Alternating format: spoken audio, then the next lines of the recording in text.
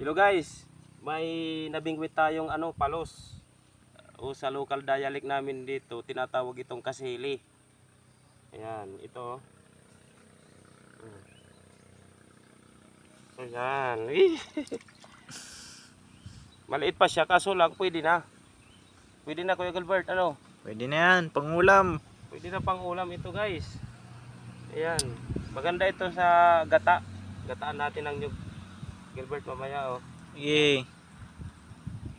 Palos guys sa Tagalog. O sa local dialect namin tinatawag itong kasili. Ayan. Ano yung magandang luto nito guys sa inyo? Sa amin kasi magandang luto nito ay ginataan ng niyog. May sili pa. Yummy yummy. Ayan. Lalagyan ng sili. Ang laki na oh. Kalahating kilo meron na yan. Oo. Kalahating kilo.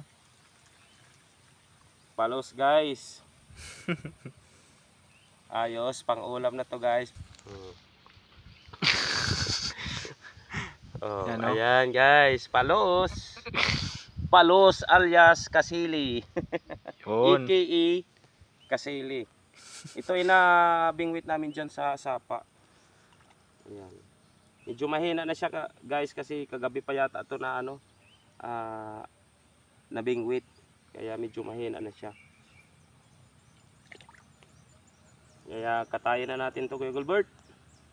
Okay. Huwag nang patagalin. Okay guys. Eh. Thank you for watching sa ating munting vlog.